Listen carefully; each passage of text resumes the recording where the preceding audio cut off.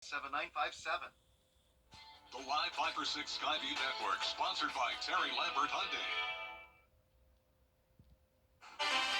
Cloudy and breezy days ahead with one more warm day. That'll be tomorrow. Then we have some showers Wednesday afternoon moving in, and then that'll be followed by a big cool down on Thursday. All those details coming up. Right now on News Channel 6 at 6, possible solutions for the Augusta Marina. What city leaders are considering as News Channel 6 at 6 starts now. Live from Television Park, this is WJBF News Channel 6 at 6. Good evening, everybody. I'm Brad Means. Thanks for joining us. Jenny is on assignment as coverage you can count on begins with the effort to fix up the 5th Street Marina in Augusta. Commissioners taking a look at that, trying to figure out what to do going forward. The troubled facility facing widespread issues that really do need to be addressed. Our senior reporter, George Escala, live at our Satellite News Center with the story. George. Brad, at 30 years old, the marina is showing its age, and engineering reports are recommending a full replacement of the facility. And city leaders recommending starting with the electrical system and the docks.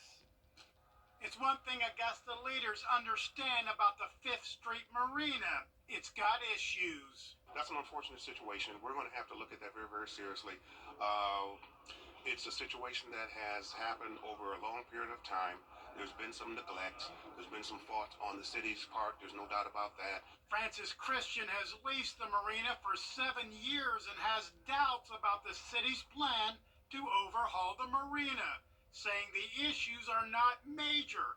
But the interim administrator is saying that's not what engineering reports say. The electrical systems create hazards that are potentially dangerous to the public and should be fixed and tested by qualified professionals as soon as possible. A commission committee acting on Dowse's recommendation approving replacing the electrical system and the boat docks.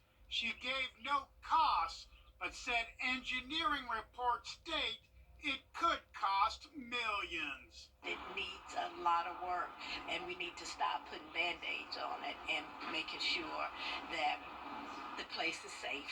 Christian saying he could support this as long as the work doesn't shut the marina down completely. A quarter of the dock, get that fixed, then do the next quarter, and do it in 4, maybe 5 different stages, then that's acceptable. Saying once the work goes out for bid, she will have a better idea on the final cost as well as how to pay for it. Brad? All right, George, thanks. A familiar name is running for the Augusta Commission. He is former Commissioner Matt Aiken, wrapped up his service there about 12 years ago, and now he wants that District 1 seat back. Jordan Johnson currently has it. There's Aiken making the announcement at a news conference today. They come back after they go to school. We went to University of Alabama recently last week and Tennessee, and those cities are really cool. And I think we got things here, but we got to bring some of the cool factors back. And a lot of the buildings on Broad Street, if they were all hopping and renovated, it would be phenomenal what we'd start to see the synergy of it. You got the riverfront, you got the canal, and those types of things. Water equals money. The election coming up May 21st. Meteorologist Jenna Petracci checking in now with a first look at our weather. Jenna? Well, it's been a mostly dry day, Brad. The clouds have definitely taken over, and some of us may be seeing some sprinkles happening now. Here's a look at Live Viper 6. We are seeing that green across the region, mostly in our eastern counties in South Carolina. Some lightning strikes as well just outside of Atlanta, but that will not be affecting us. So this will just be some drizzle for the next couple of hours. Notice rainfall estimates so far from today, only at trace amounts for the majority of our area, though. But right now on our Terry Lambert Hyundai Skyview cam over in North Augusta, very, very cloudy outside. It's also pretty warm. We're at 70 degrees in Augusta, 72 in Bardwell, upper 60s towards the north, 68 in Evans, 69 in Aiken, 73 though down in Millen, so warmer towards the south, 70 in Waynesboro, 65 in Washington. Dew points are on the rise. We made it out of the 30s. That's what we had yesterday, and now we are definitely seeing a little bit more moisture along with a southerly wind that's pretty strong right now. 9 miles per hour in Aiken, 7 in Augusta, 10 in Waynesboro, but it's the wind gusts that are up to around 20 miles per hour and even 22 in Bardwell. These winds will get stronger as we go into around midnight tonight, and it'll continue all the way through Thursday morning. Wind gusts up to around 40 miles per hour. Satellite radar showing the clouds in the areas of rain, very, very spotty. More rain all along the East Coast here, and then it's this cold front that we'll be watching for Wednesday. That'll bring a slightly higher chance of rain, but still not expecting any thunderstorms, no flooding concerns. The main story this week is definitely the temperatures. It's been warm today. It'll stay warm throughout the evening, at least mild, you could call it, 66 at 8 p.m. And then we will get even warmer on Wednesday. That'll be followed by the rain, though, in the afternoon, and then a big cool down on Thursday. All those details coming up shortly, but back to you, Brad. All right, Jenna, thanks. Some Columbia County leaders are concerned about the possibility of the county consolidating. A recent study shows that that would bring in revenue, but towns that would be part of that, Harlem and Grovetown in particular, leaders there, as you might imagine, are a bit on edge. Hannah Latier, live in Evans now with the details. Hannah. Brad, while the feasibility study conducted by Valdosta State University lists the potential benefits of creating a proposed Columbia City, other cities in the county are worried about how it could impact them. Harlem Mayor Roxanne Whitaker tells me the study didn't address a lot of the questions she has, including if someone who lives on the outskirts of Grovetown or Harlem could be able to annex in. She also thinks the projected $8 million the county would get in revenue may not be worth the hassle. She shares concerns with Grovetown Mayor Gary Jones about the two cities not being able to expand geographically with the new city. So geographically they couldn't grow. But what the report did show us was the city of Harlem and the city of Grovetown both have a significant amount of undeveloped land within their cities. So they could certainly continue to grow on the undeveloped land within their cities.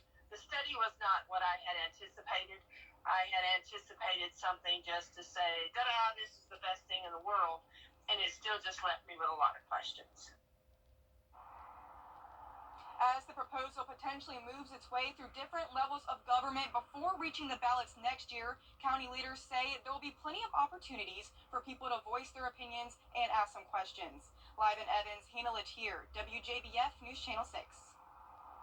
New safety measures announced today at the University of Georgia after the murder of Laken Riley last week. Those measures include a permanent 20% boost to the campus police budget, more security cameras, lights, and license plate readers. There will also be new police call box systems across the UGA campus. These new measures cost more than $7.3 million. Augusta's district attorney launching a new program to help reduce crimes that young people commit. It's called Checks Over Stripes, and candidates would be 17 to 25-year-olds who are first-time offenders. The goal, to empower them through employment and education with some help from Augusta Tech and other groups. You know, these organizations have their own missions and their own work, but they said, you know what? Community safety and reducing crime is our responsibility as well. And so they took that on, and I'm just so thankful to have partners like that in the community. I think that's the spirit of Augusta that sometimes people overlook. D.A. Williams says this would not be possible without the help of Augusta Tech, Goodwill, and America's Manufacturing Company. A former Augusta commissioner has died. Kathleen Beasley passed away last week, served on city council in the early 1980s, and had a strong voice against the sale of the Gilbert Manor housing development. Her funeral is set for Saturday. Ms. Beasley was 78 years old. Still ahead, a government shutdown looming. How lawmakers are working on a deal trying to beat that deadline. And rain chances are on the rise. It'll be a warm day tomorrow, and then with that rain that comes through Wednesday, we will also have a cool down on Thursday. All those details coming up shortly. Hi. All right, Jenna back with us. Everything's setting up for a windy Wednesday, Jenna. That's right. Those wind gusts on the rise all the way up to 29 miles per hour around 10 a.m. tomorrow, 35 in the afternoon as a cold front is knocking on our door. I'll have more details on that and a look at the rain chances after this break. ReefyCareers.com.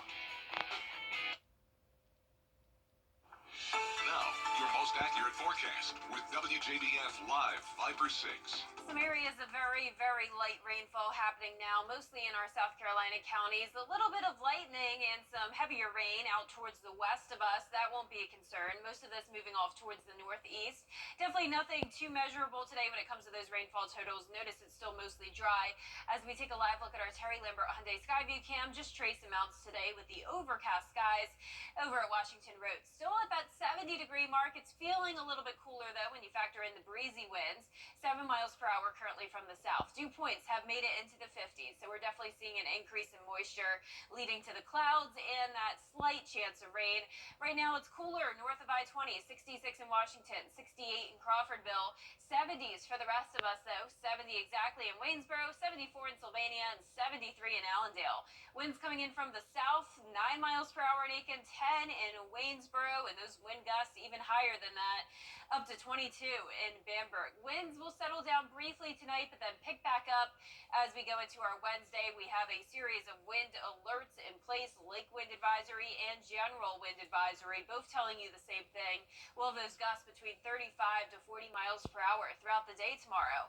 Clouds on satellite and radar, areas of drizzle you can also see there. And as we zoom out, we have a cold front that's approaching from the west. This is moving across Oklahoma right now with a steep drop in temperatures behind it. Notice we have a 70-degree difference here between Bismarck and Oklahoma City. You can see that gradient there looking like a rainbow on our temperature map. So all that cooler air will be moving in for us as well.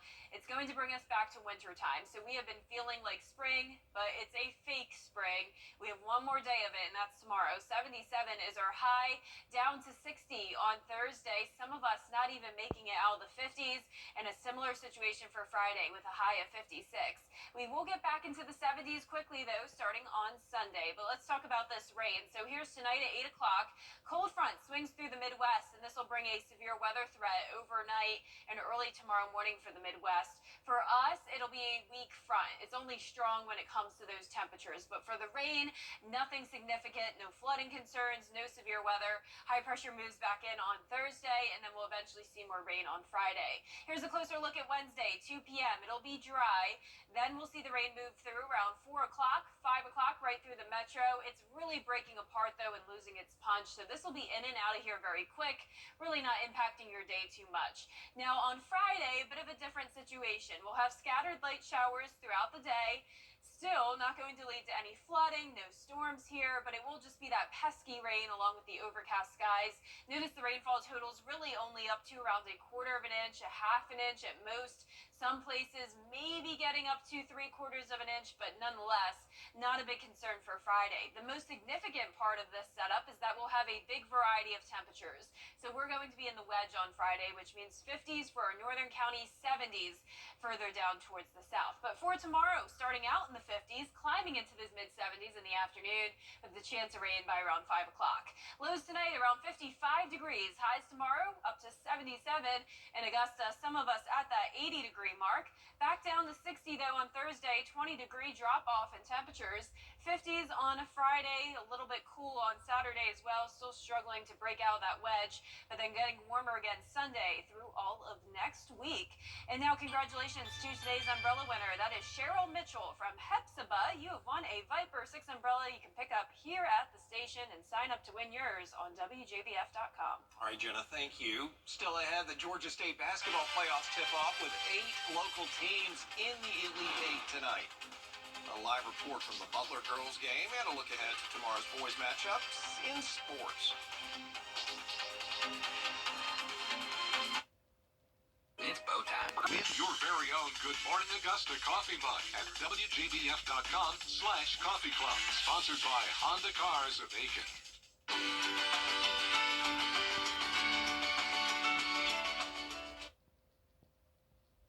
In New York, a tiny rental is causing a big stir on social media. This apartment listed about 115 square feet, a bathroom down the hall. Don't know if you have to share it with anybody. It's somewhere in Midtown Manhattan. It's $1,200 a month. Average rent is $4,000, so should get a lot of interest. Look how narrow that hallway is. And is there a shower in the bathroom? Right.